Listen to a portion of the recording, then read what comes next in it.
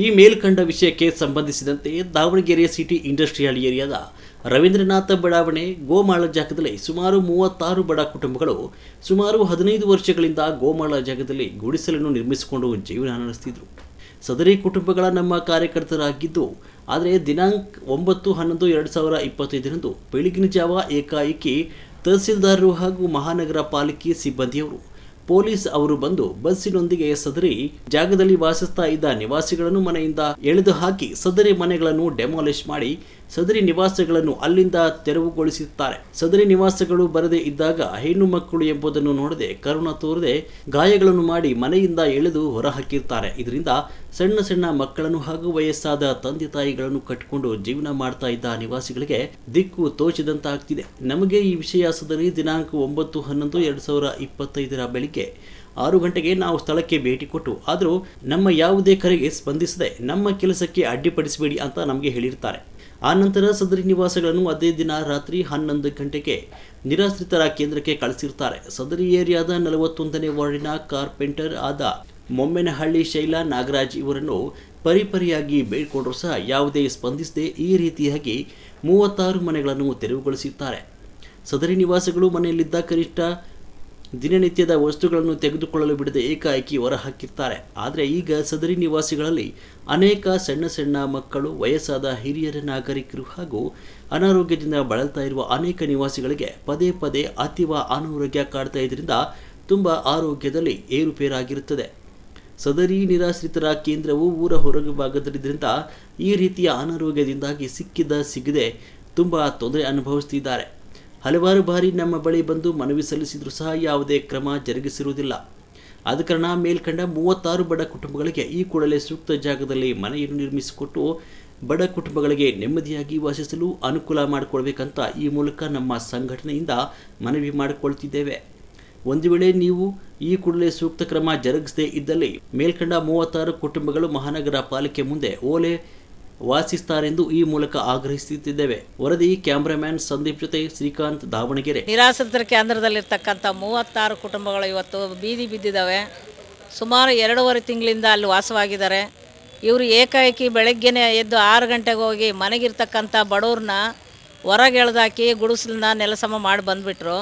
ಈಗ ಅವ್ರಿಗೆ ಇಂದು ನಾಳೆ ಬೆನಕನ ಮದುವೆ ಮಾಡ್ತಾ ಇದ್ದಾರೆ. ಮಹಾನಗರ ಪಾಲಿಕೆ ಇರ್ಬೋದು ಮತ್ತು ತಹಸೀಲ್ದಾರ್ ಸಾಹೇಬರು ಕೂಡ ನಾವು ಹೇಳೋದಿಷ್ಟೇ. ಯಾಕಂದರೆ ಇವರು ಒಂದು ಮನೆಗಳು ಒಡೆಯೋ JCB ತಗೊಂಡೋಗಿ ಗುಡ್ಸೋದು ಭಾಳ ಹೊತ್ತಾಗಲ್ಲ. ಆದರೆ ಅದನ್ನು ಅವ್ರು ಎಲ್ಲಿ ಇರ್ತಾರೆ, ಏನು ಮಾಡ್ತಾರೆ ಅನ್ನೋದು ಇಲ್ದಲ್ಲೇ ಹೊಡೆದಾರೆ. ಕಾನೂನು ಪ್ರಕಾರ ಅವ್ರಿಗೆ ಎಲ್ಲಾದರೂ ಒಂದು ಜಾಗ ಕೊಟ್ಟು ನೀವು ಇಲ್ಲಿ ಗುಡಿಸ್ಲು ಹಾಕೊಂಡಿರಿ, ನಾವು ಆಮೇಲೆ ನಂತರ ನಾವು ಸರ್ಕಾರದ ಆದೇಶದ ಪ್ರಕಾರ ನಿಮ್ಮ ಮನೆ ಕಟ್ಕೊಡ್ತೀವಿ ಅಂತೇಳಿ ಅವ್ರಿಗೆಲ್ಲರೂ ಒಂದು ಜಾಗ ತೋರಿಸಿ ಅವ್ರನ್ನ ಗುಡಿಸಲನ್ನ ತೆರವುಗೊಳಿಸಿದ್ರೆ ನಿಜವಾಗ್ಲೂ ಅವ್ರಿಗೊಂದು ಹೆಮ್ಮೆ ಅನ್ನಿಸ್ತಿದ್ವಿ. ನಾವು ಕೂಡ ಒಂದು ಅಭಿನಂದನೆ ಅದೇ ಗತಿಗೆ ಸಲ್ಲಿಸ್ಬೋದಿತ್ತು ನಮ್ಮ ಸಂಘಟನೆ ವತಿಯಿಂದ. ಇವ್ರು ಮಾಡಿರೋ ಕೆಲಸ ಎಂಥದಂದರೆ, ಅವ್ರಿಗೆ ಕೋರ್ಟ್ ಆದೇಶ ಇತ್ತು, ಆದೇಶ ಪಾಲಿಸಿದ್ರು. ಆದರೆ ಬಡವ್ರದ್ದು ಜೀವನದ ಬಗ್ಗೆ ಆದೇಶ ಗೊತ್ತಿಲ್ಲ ಅವ್ರಿಗೆ. ಯಾವುದು ಆದೇಶ? ಬಡವ್ರನ್ನ ತಗೊಂಬಂದು ಬೀದಿ ನಿಲ್ಲಿಸೋದ ಆದೇಶ ಆಗಿದೆ. ದಯಮಾಡಿ ಇದಾಗಬಾರ್ದು. ಶೀಘ್ರದಲ್ಲಿ ಅವ್ರಿಗೆಲ್ಲಾದರೂ ಜಾಗ ಕೊಟ್ಟು ಸರ್ಕಾರದ ಅನುದಾನದ ಏನಿದಾವ ಅದ್ರ ಅಡಿಯಲ್ಲಿ ಅವ್ರಿಗೆ ಮನೆ ಕಟ್ಕೊಡ್ಬೇಕಂತೇಳಿ ನಮ್ಮ ಸಂಘಟನೆ ಒಂದು ಕೇಳ್ಕೊಂತೀವಿ. ಇದು ಹೀಗೆ ಮುಂದುವರೆದ್ರೆ ನಾವು ಉಗ್ರವಾದ ಹೋರಾಟ ಸಂಘಟನೆ ವತಿಯಿಂದ ಮತ್ತು ಸಂಘ ಸಂಸ್ಥೆಗಳು ಎಲ್ಲ ಮಹಿಳಾ ಕಾರ್ಯಕರ್ತರಿಂದ ನಾನು ಹೋರಾಟ ಮಾಡಬೇಕಾಗ್ತದೆ. ದಯಮಾಡು ಅಧಿಕಾರಿಗಳು ಎಚ್ಚೆತ್ಕೋಬೇಕು ಅಂತ ಹೇಳಿ ಈ ಒಂದು ವಿಚಾರದಲ್ಲಿ ನಾನು ಕೇಳ್ತೇನೆ. ಎಲ್ರಿಗೂ ನಮಸ್ಕಾರ.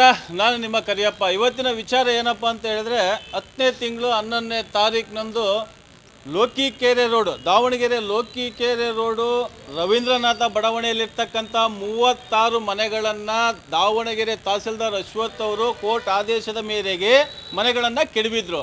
ಅದಾದ ಮೇಲೆ ಅಲ್ಲಿಂದ ತುರ್ಚಘಟ್ಟದಲ್ಲಿರ್ತಕ್ಕಂಥ ನಿರಾತೀಶ್ವರ ಆಶ್ರಮದಲ್ಲಿ ಅಂದರೆ ಆಶ್ರಮಕ್ಕೆ ಇವರಷ್ಟನ್ನು ಕಳಿಸಿದ್ರು. ಇವತ್ತು ದಾವಣಗೆರೆ ಆಯುಕ್ತರಾಗಿರ್ತಕ್ಕಂಥ ರೇಣುಕಮ್ಮನವರು ಅಷ್ಟಿಗೂ ಬರೋದಕ್ಕೆ ಹೇಳಿದರು. ಆ ಬಂದಿರತಕ್ಕಂಥ ಸಮಯದಲ್ಲಿ ಇವರಿಗೆಲ್ಲರಿಗೂ 20-30 ಸೈಟ್ಗಳನ್ನ ಕೊಡಲಿಕ್ಕೆ ಒಪ್ಕೊಂಡಿದ್ದಾರೆ. ಇದೇ ಸೋಮವಾರದಂದು ದಾವಣಗೆರೆಯಲ್ಲಿರ್ತಕ್ಕಂಥ ರಾಮನಗರದಲ್ಲಿ. ಬಟ್ ಇಷ್ಟು ದಿನಗಳ ಕಾಲ ಏನು ಆಶ್ರಮದಲ್ಲಿ ಊಟ ಹಾಕಿರ್ತಕ್ಕಂಥ ಬಿಲ್ಲು ಸಮೇತನೂ ದಾವಣಗೆರೆ ನಗರ ಪಾಲಿಕೆ ಆಗಲಿ ಅಥವಾ ಜಿಲ್ಲಾಡಳಿತವಾಗಲಿ ಅಥವಾ ತಾಲೂಕು ದಂಡಾಧಿಕಾರಿಗಳ ಕಚೇರಿಗಳಲ್ಲಾಗಲಿ ಅಮೌಂಟ್ ಬಂದಿರೋದಿಲ್ಲ. ಅವರು ಸಹ ಸೂಪ್ರಿಟೆಂಡೆಂಟ್ ಇಲ್ಲಿಗೆ ಬಂದಿದ್ದಾರೆ.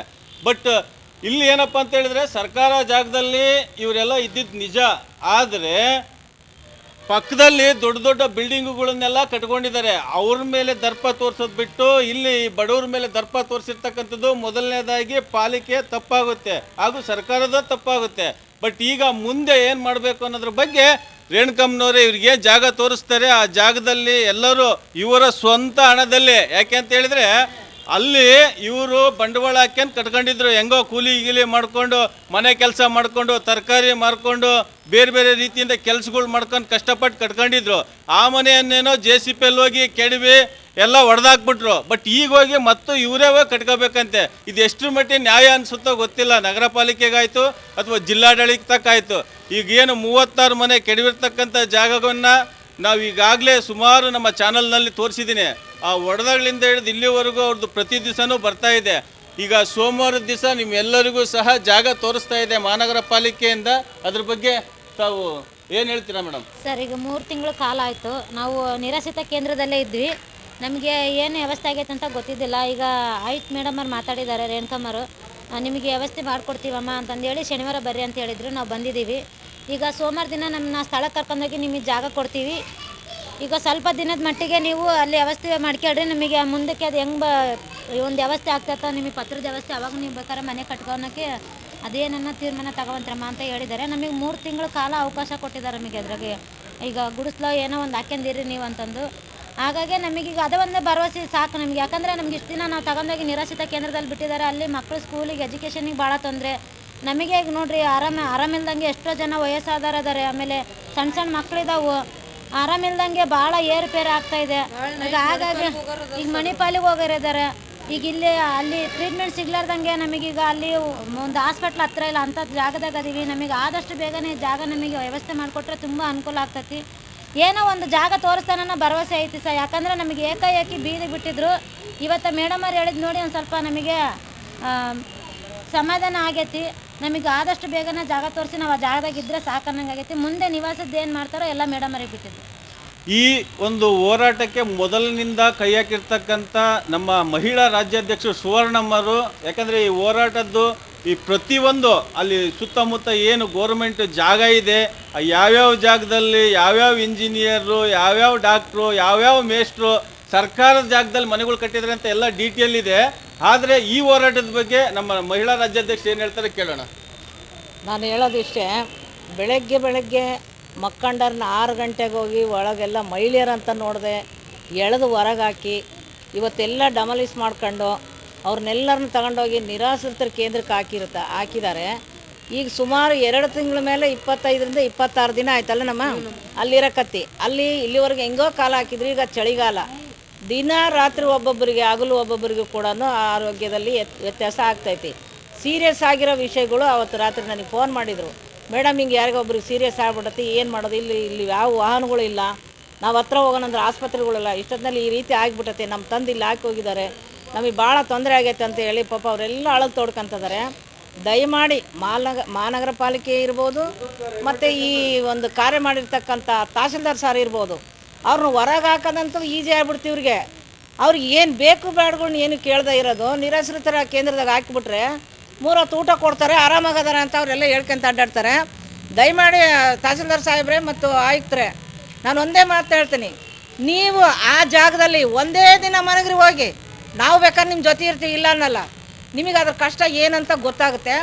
ದಯಮಾಡಿ ಬಡವ್ರನ್ನ ಈ ರೀತಿ ಮಟ್ಟ ಹಾಕಕ್ಕೆ ನೋಡಬೇಡ್ರಿ. ಇವತ್ತು ಅವರಿದ್ದರೆ ನೀವು ಇವತ್ತು ಓಟಾಗಿ ಗೆಲ್ಸಿದಿರ್ತಕ್ಕಂಥ ಆ ಏರಿಯಾದ ಕಾರ್ಪೊರೇಟ್ರು ಕೂಡ ಎಷ್ಟು ವಿನಯದಿಂದ ಕೇಳ್ಕೊಂಡ್ರು ಕೂಡ ಅವ್ರಿಗೂ ಕೂಡ ಮಣಿಯದೆ ಈ ಒಂದು ದರ್ಪ ನಡೆಸಿರ್ತಕ್ಕಂಥ ಅಧಿಕಾರಿಗಳು ತಕ್ಷಣದಲ್ಲೇ ಈ 36 ಮನೆ ನೊಂದಿರ್ತಕ್ಕಂಥ ಕುಟುಂಬಸ್ಥರಿಗೆ ಅವ್ರಿಗೆ ಜಾಗ ಕೊಟ್ಟು, ನೀವು ಹೆಂಗೆ ಅವ್ರು ಕಟ್ಟಿದ ಮನೆಯಲ್ಲಿ ಅವರು ನಿರಾಳವಾಗಿ ಕೂಲಿ ಮಾಡ್ಕೊಂಡು ಇದ್ದರು, ಎಲ್ಲೇ ಇವತ್ತು ನಿನ್ನೆ ಇಲ್ಲ 15-16 ವರ್ಷದಿಂದ ಅಲ್ಲಿ ಜೀವನ ಮಾಡ್ತಾಯಿದ್ದಾರೆ. ಅಂಥವ್ರನ್ನ ಏಕಾಏಕಿಯಾಗಿ ಹೊಡೆದಿರೋದ್ಮೇಲೆ ಅವ್ರಿಗೆ ಬರೀ ಜಾಗ ಕೊಟ್ಟು ಗುಡಿಸ್ಲು ಹಾಕ್ಯಾಳ್ರಿ ಅಂತ ಹೇಳೋದಲ್ಲ. ದಯಮಾಡಿ ಅವ್ರು ಯಾವ ರೀತಿ ಮೋಲ್ಡ್ ಇಟ್ಗೆ ಕಟ್ಕೊಂಡಿದ್ರು, ಯಾವ ರೀತಿ ಕಟ್ಕೊಂಡ್ರು ಅದೇ ರೀತಿ ಅವ್ರಿಗೆ ನಿವೇಶನಗಳನ್ನ ತಾವು ಸರ್ಕಾರದಿಂದ ಕಟ್ತಿರೋ, ನಿಮ್ಗೆ ಮನೆಯಿಂದ ದುಡ್ಡು ಹಾಕಿ ಕಟ್ತಿರೋ, ದಯಮಾಡಿ ಅವರೆಲ್ಲರಿಗೂ ಮನೆ ಕೊಟ್ಕೊಡ್ಬೇಕು ಅನ್ನೋದೇ ನನ್ನ ಉದ್ದೇಶ. ಇದೇ ರೀತಿ ಆಗ್ತೈತೆ ಅಂದರೆ ನಮ್ಮ ಸಂಘಟನೆ ವತಿಯಿಂದ ಉಗ್ರವಾದ ಹೋರಾಟ ಮಾಡ್ತೀವಿ ಅಂತೇಳಿ ನಾನು ಈ ಒಂದು ಇದರಲ್ಲಿ ಹೇಳೋಕ್ಕೆ ಇಷ್ಟಪಡ್ತೀನಿ.